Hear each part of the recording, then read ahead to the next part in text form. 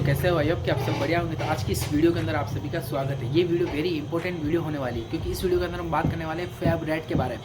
क्या होता है फैब रेट, कैसे वर्क करती है fed rate. Fed rate US के अंदर चलती है। फैब रेट ये इंटरेस्ट रेट को बताती है। अगर हमारे देश का इंटरेस्ट रेट हाई हो रहा है तो हमारे देश में बिजनेस करना डिफिकल्ट हो रहा है। जैसे अमेरिका के अंदर आने वाले प्रीवियस डे के अंदर फैब रेट कम थी, 2.5 के बराबर ही फैब रेट थी। अब यूएस के अंदर फैब रेट बढ़ रही है। आप चलो मेरे कंप्यूटर स्क्रीन पर जो मैं आपको बताता हूँ, ये फैब रेट का चार्ट लगा रखा है। ये और आप जाके United State fed rate fund interest 2022-31 अगस्त को ये फैब रेट थी 2.5% और करंटली धीरे धीरे बढ़ती अभी ये सस्टेन कर रही है 5.5 पर।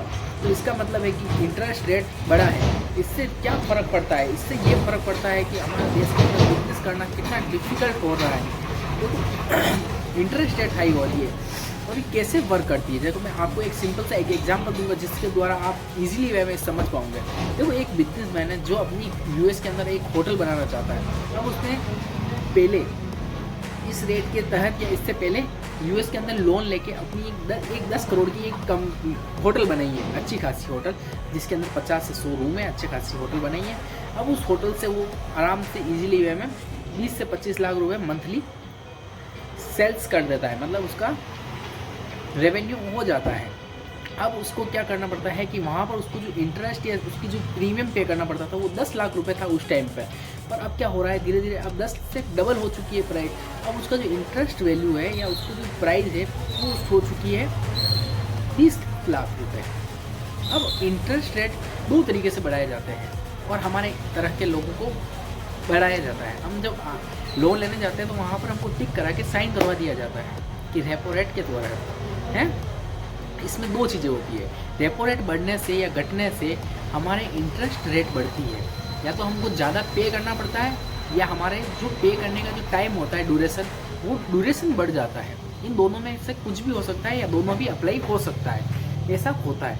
अब जैसे कि इसमें इंटरेस्ट रेट हाई हुआ है तो अब जो आदमी 10 लाख रुपए पे करता था अब उसे 25 लाख रुपए या 20 लाख रुपए इंटरेस्ट देना पड़ेगा, मतलब उसका प्रीमियम उतना आएगा। अब वो कमाता ही उतना था, उसको उतना देना पड़ गया, तो उसके लिए उस होटल को मैनेज करना डिफ़िकल्ट हो रहा है। तो अब इसमें दो सिनारियो होते हैं। अब आरबीआई को आप या तो अपना प्रीमियम भरो, अपना लोन भरो, या फिर आरबीआई आपकी प्रॉपर्टी को सीज कर सकती है या ऑप्शन के लिए लगा सकती है, आपकी प्रॉपर्टी को नीलाम कर सकती है। समझ रहे हो? तो इससे दो चीज़ होती है। अब आप या तो प्रॉपर्टी को भरना आपके लिए वेरी डिफिकल्ट है, तो लोग क्या करते हैं, जितने टाइम तक डल रहा है उतने टाइम दलाते हैं, तो उसके बाद आप अभी हमारी प्रॉपर्टी को नीलाम कर दो, हम तो हमारे 2-3 करोड़ रुपए कमा के ले गए। 4-5 महीने तक चल गया तो 2-3 करोड़ रुपए कमा लिए उन्होंने, आदमी ने। तो ऐसे भी हो जाता है, बहुत सी जगह कर लेते हैं, मतलब डिफिकल्ट होता है। पर इस तरह के सिनारियों में काम करना वेरी डिफिकल्ट होता है जब आरबीआई मोनोपोली बढ़ रही होती है। अब यहाँ पर इंडिया में क्या फ़र्क पड़ेगा? अब यहाँ पर जस्ट देखो, अब इसकी जब नेक्स्ट मीटिंग कब है, तो यहाँ पर आप लिखो, गूगल पे जाओ, next fed meeting, next fed meeting date 2024। तो ये आप देखो सितंबर 17-18 2024, तो इसको आने वाली फैब की मीटिंग है। तो इस रेट को क्या होता है उस पर डिपेंड करता है। अब यहाँ पर 3 सिनारियो बन सकते हैं। अगर फैब रेट कम होती है, तो प्राइस ऊपर की तरफ जाएगी, और अगर फैब रेट न्यूट्रल रहती है, मतलब ना तो नेगेटिव ना पॉजिटिव रिजल्ट आता है, जो ही रहती है, तो इससे भी नेगेटिव असर पड़ेगा मार्केट के अंदर। समझ रहे हो? जो प्रीवियस टाइम में जिसने लोन ले रखा है आज से 2-3 साल पहले, तो उसको तो गलत ही लगेगा ना। आज जो ले रहा है उसके लिए तो चलो ठीक है, तो जो आगे लेने वाला है उसके लिए अब आने वाले टाइम के अंदर रेपो रेट अब या तो बढ़ जाती है, तो इससे क्या होता है कि आरबीआई की और इसमें रेपो रेट बढ़ जाती है, तो हमारे लिए नेगेटिव न्यूज़ होगी। मार्केट परसेंटेज वाइज बहुत करेक्शन आ सकता है मार्केट के अंदर।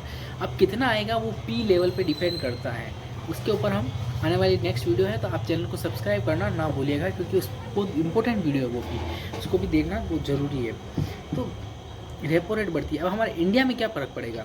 अब आप यहाँ पर जस्ट 17 सितंबर देखा, यहाँ पर हमने इंडिया का लगा रखा है, कहा गया India next RBI policy in India. 20 दिन बाद इंडिया की आरबीआई इंटरेस्ट रेट पॉलिसी आने वाली है, रेपो रेट।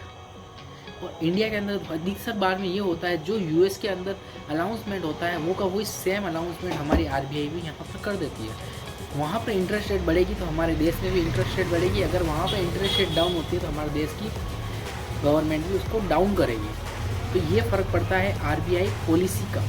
ये रेप तो हमारे लिए वेरी इंपॉर्टेंट है, फेब का डाटा, इस डाटा को इग्नोर मत करो, समझ रहे हो ना।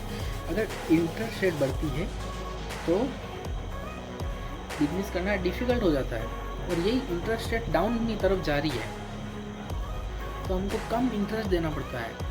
अगर कम होती है तो हम जो जिन्होंने लोन ले रखा है उनको कम टाइम में कम पैसा पे करना पड़ेगा, और इंटरेस्ट रेट बढ़ जाएगी तो उनको ज़्यादा टाइम तक पैसा देना पड़ेगा, और ज़्यादा पैसा देना पड़ेगा गवर्नमेंट को, तो बिजनेस करना डिफ़िकल्ट होता है।